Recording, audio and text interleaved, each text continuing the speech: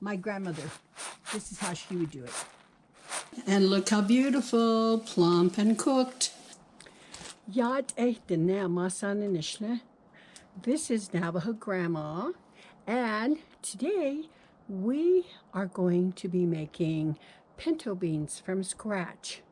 I'm very excited. It's a really nice cold winter day, and we are going to clean some pinto beans. I will show you the whole procedure. It's very simple, but it's nice to have someone tell you how they make their pinto beans. This will be a recipe for 2 people. Now, first of all, and you know my note taking, this is pinto beans from scratch. I said I'm using a half a pound, but I've discovered that I want to use a pound. And first you sort, you wash, then you soak. And you soak for 8 hours overnight. This is pinto beans. It's an excellent source of fiber. So here is the 1 pound of pinto beans. So we are going to sort it, and I'm going to pour it in my beautiful basket here. You always want to sort this, and my grandmother, this is how she would do it. And I used to splatter this all over the place. My grandmother always did that. Now there are some, old rickety beans in here. You want to look very carefully and make sure you don't have any dirt. And guess what? Here is a rock. And here's a little piece of dirt clod. Mothers, it's up to us to make sure our food is processed perfectly and clean and washed before we serve it or cook it. Everything looks pretty good. No dirt. It's looking good. Now, at this point, we are going to put it in the pot that we're going to soak it in. So here we go. Now we're going to use cool water, and we are going to proceed to wash this. It's very easy. Do you see? And usually when you wash it, little debris of some sort or light beans will float to the top. It looks pretty good, actually. A very good little bag of beans. So now I'm going to go and we'll dump the water. I'll be right back.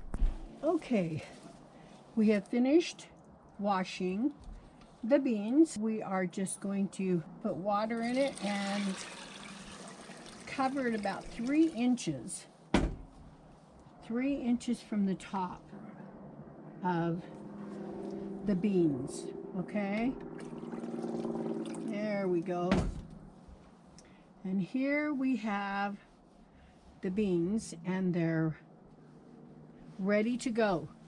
Now we are going to put the lid on, and we will sit this on the counter and let it soak all night. In the morning, we will boil it and make sure that it's finished, and when we do, we'll make fry bread and enjoy it. Now, the reason why I really think it's important to make your own beans, when you use the canned beans, it gets expensive. And this is a very inexpensive, economical way of having wonderful homemade beans. And sometimes the cans have been lined with BPA. It's not good for you. There's usually too much salt. You don't want to add salt at any time because that will slow down the soaking process. That's it. We are going to soak this all night, and I will continue in the morning. Hello, folks. If you can see, you'll notice how the beans have gotten plump. See how huge they are? Wonderful, beautiful. So now we are going to drain this and wash this. This is with cool water. Nothing fancy. We'll just wash it a couple of times. Just swish it around with your hand. And now we're going to put the water and cover it again about 2 inches above the beans. We are going to put this on the stove. So here is our beans, ready to be boiled. Now at this point, I don't put any salt or anything in. Later on, I will.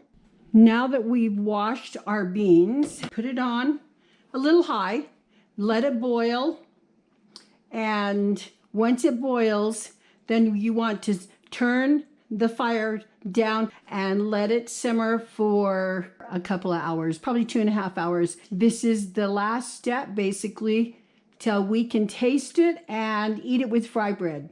Sounds like a good deal on a cold day. Okay, folks, The beans are done, and look how beautiful, plump and cooked. and then we have our fry bread over here to the left and ready to be taken out. We will go do a taste test outside. So now, guess what we have?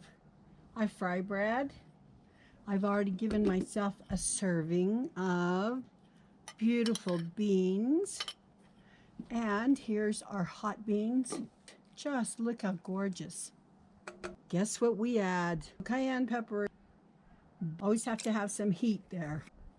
Weird. I love pepper. I'm a pepper girl. We are going to taste our beans just with a little bit of fry bread. Wonderful. On a cold day, soak the oh, mother. I don't know why I always say that. Can't say bon appetit. What you say is lekan. Oh, my. I'll give you a taste if you can reach in. Beautiful. Comfort food galore. A little bit of salt if you want. And have fry bread. Food for a king. I will see you soon again with another wonderful treat. Meanwhile, I'm going to get back to my wonderful beans. Hagonet, this is Navajo Grandma.